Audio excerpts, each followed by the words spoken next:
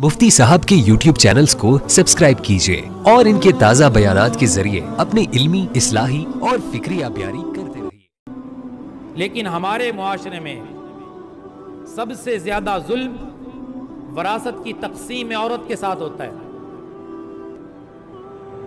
भाई भी चाहते हैं कि बहनें हिस्सा ना लें, बाप भी चाहता है कि बेटियों को हिस्सा ना दूं। इतना बड़ा जुल्म करते हैं, बड़ा जुल्म करते हैं। क्यों? कि बहनें, और फिर इस अंदाज में उनसे पूछते हैं कि वो बेचारी कह ही दे कि तुम ही रख लो। अगर बहन वरासत ले ले, पूरी जिंदगी उसके साथ कता तल की, बस सलाम दुआ, उसका ख्याल रखना छोड़ देंगे। इसने वरासत क्यों ली है? जो कुरान की आयत नाजिल करके अल्लाह ने मर्द को हिस्सा दिया है, लिर्रिजाली नसीबुम मिम्मा तरकल वालिदान, कि तुम्हारी वरासत में मर्दों का हिस्सा है। इसे आगे वाली आयत बयान ही अल्लाह ने उसी तरह नाजिल फरमाई, वलिन निसाई नसीबुम मिम्मा तरकल वालिदान, कि जो तुम वरासत छोड़ते हो उसमें औरतों का भी हिस्सा है। तो फिर आज का भाई और आज का बाप जुल्म क्यों करता है? एक बाप अपने बेटों को इकट्ठा करके कहता है कि तुम जल्दी जल्दी जमीन अपने नाम मुझसे करवा लो, कहीं ये ना हो जाए कि मैं मर जाऊं और जमीन गैरों में चली जाए। एक बेटा बड़ा समझदार था, वो कहने लगा कि अब्बा जान, बेटी तो गैरों को दे दी, जमीन गैरों को क्यों बर्दाश्त नहीं है? बेटी तो गैरों को दे दी, अब जमीन गैरों को जा रही है, आपको बर्दाश्त नहीं। और कितने बाप इस मुआशरे में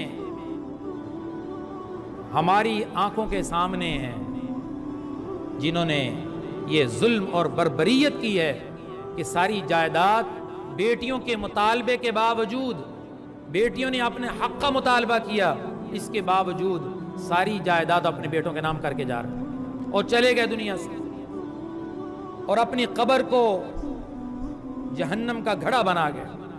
ये मैं नहीं कह रहा, ये कुरान की आयत मैंने अभी पढ़ी है कि अल्लाह ने कुरान में वरासा के पूरे हिस्से बयान करने के बाद फरमाया, तिल का हुदूदुल्लाह, ये अल्लाह की हद है, इस हद को तुमने क्रॉस नहीं करना। अगर तुमने जिसका वरासत में हिस्सा बनता था, बेटी का हिस्सा बनता था, बहन का हिस्सा बनता था, बीवी का हिस्सा बनता था, फूफी का हिस्सा बनता था, तुमने उस औरत को हिस्सा नहीं दिया, तो अल्लाह रब्बुल इज़्ज़त फरमा रहे हैं, युदखिलहु नारन खालिदन फिया, ऐसे शख्स को जहन्नम में दाखिल किया जाएगा। ये अपनी आखिरत बर्बाद करके जाता है। और मैं हैरान होता हूं कि बेटों को पता है कि हमारे बाप ने अपनी बहनों को हिस्सा नहीं दिया, इसके बावजूद ये कोशिश नहीं करते कि हमारा बाप तो गलती कर गया है, चलो हम अपनी फूफियों को हिस्सा दे दें। हमारे बाप की खबर जो खराब हो चुकी है, वो तो जुल्म कर गया है, हम उसके बोझ को हल्का कर दें। बाप के लिए बड़ी मेहनत करेंगे, बड़ा इसाले सवाब करेंगे, बड़े खत्म दुरूद पे बड़े पैसे खर्च करेंगे कि बाप फौत हो गया है, उसके कर्जा अदा करने की बड़ी फिक्र करेंगे कि बाप के ऊपर कर्ज तो नहीं था। और जो बाप इतना बड़ा जुल्म कर गया है, अपनी बहनों को हिस्सा नहीं दे के गया, अपनी बेटियों को हिस्सा नहीं दे के गया, तुम समझदार हो, तुम्हें पता है कि बाप ने जुल्म किया है, तुम भी साथ जालिम बन जाते हो। तुम बाप की कब्र में बोझ को हल्का करने के लिए अपनी वरासत में से जो उनका हिस्सा बनता है बाप की वरासत में, उन्हें हिस्सा दो।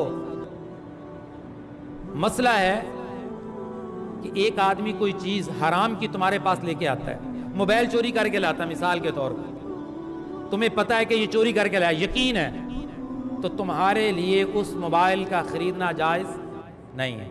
तुम्हें पता है कि चोरी करके लाया है, चोरी शुदा माल खरीदना जायज नहीं है जिसमें तुम्हें पता हो कि ये चोरी करके लाया। तो बाप तो बहन और बेटी का हक बनता था, उसने जुल्म किया है। रसूलुल्लाह सल्लल्लाहु अलैहि वसल्लम ने क्या फरमाया सहाबा से, तुम्हें पता है कि मुफलस कौन है? सहाबा ने पूछा, मुफलस वो होता है जिसके पास रुपए ना हो, दिरम दनानीर ना हो। तो आपने फरमाया, मेरी उम्मत का मुफलस वो है कि जो क़यामत के दिन आएगा और بڑی نیکیاں لے کے آئے گا، لیکن لوگوں کا حق دبایا ہوگا۔ وہ آ جائیں گے اپنا مطالبہ کرنے، ساری نیکیاں حق والوں کو دے دی جائیں گی، اس کی نیکیاں ختم ہو جائیں گی، پھر اس کے سر ان لوگوں کے گناہ ڈالے جائیں گے۔ یہ میری امت کا مفلس ہے۔ ایک بالش تم نے کسی کی زمین پہ قبضہ کیا، 7 زمینوں کا طوق بنا کر تمہارے گلے میں ڈالا جائے گا۔ اتنی سخت وعیدیں سننے کے باوجود، قرآن کی آیات کا ترجمہ سننے کے باوجود ہدایت نہیں پکڑتے، ہدایت کے رستے پہ نہیں آتے کہ ہم اس ظلم سے باز آ جائیں۔ پورے پنجاب کا کیا، ایک پورے معاشرے کا یہ کلچر ہے کہ بہن کو حصہ نہیں دینا، بیٹی کو حصہ نہیں دینا۔ کیوں کسی کا حق دباتے ہو؟ بھائی بھائی کا حق کیوں نہیں چھوڑتا؟ یوں کیوں نہیں کہتا کہ چھوٹے بھائیوں سے تم حصہ نہ لو؟ کبھی کوئی نہیں کہتا اپنے بھائی سے کہ تم یہ اپنی وراثت مجھے دے دو۔ بہن کے مال کے اوپر للچائی ہوئی نظروں اور طمع اور لالچ کی نظروں سے کیوں دیکھا جاتا ہے؟ اور ہندوؤں کی رسم پوری کی جاتی ہے۔ یہ ہندو مذہب کے اندر ہے کہ بیٹی کو جہیز دے دیا جائے اور وراثت سے محروم کر دیا جائے، وراثت میں اس کا کوئی حصہ نہیں ہے، کیونکہ جہیز کا تصور ہندوؤں سے آیا ہے۔ جہیز کا، لمبے چوڑے جہیزوں کا تصور اسلام پیش نہیں کرتا، یہ ہندو مذہب پیش کرتا ہے۔ اور چونکہ مسلمان ایک عرصہ ہندوؤں کے ساتھ رہے ہیں اور بہت ساری چیزیں ہندوؤں کی ان کے اندر آ گئی، ان کی رسموں کا پیٹ بھرا جاتا ہے اور اسلام کی تعلیمات کو پس پش ڈالا جاتا ہے، رسول اللہ صلی اللہ علیہ وسلم کی تعلیمات کو چھوڑا جاتا ہے۔ اس لیے ہم نے اس کی فکر کرنی ہے کہ اس معاشرے میں عورتوں کے ساتھ، بہنوں کے ساتھ، بیٹیوں کے ساتھ ہونے والے ظلم کو خاتمہ کرنا ہے، خود بھی عزم کرنا ہے، اس دعوت کو آگے بھی منتقل کرنا ہے کہ کوئی مسلمان لا علمی کی بنا پر اتنا بڑا ظلم کر کے نہ جائے کہ ساری وراثت کا مال اپنے بیٹوں میں تقسیم کر جائے اور بیٹیوں کو محروم کر دے، اپنی بہنوں کو حصہ دے کے نہ جائے اور دنیا سے ظالم بن کے چلا جائے۔ ساری زندگی تہجد پڑھی، نمازیں پڑھی، زکوٰۃ دی، بڑے بڑے حج کیے، لیکن بہن کی وراثت پہ قبضہ کر کے بیٹھا ہے۔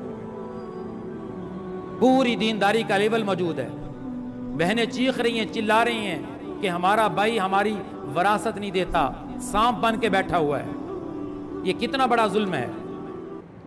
اگر باپ سے غلطی ہو گئی ہے، بیٹوں کی ذمہ داری ہے باپ کی قبر کو ٹھنڈا کرنے کے لیے ہمت اور کوشش کریں، اللہ اس کا اجر عطا فرمائے گا۔ اللہ نے اجر بھی بیان کیا، اگر تم وراثت کو صحیح صحیح تقسیم کرو گے تو اللہ فرماتے ہیں جنات تجری من تحتی الانہار خالدین فیہا، تمہیں ایسی جنت میں داخل کروں گا جس کے نیچے نہریں چلتی ہیں، وذالک الفوز العظیم، یہ بہت بڑی کامیابی ہے۔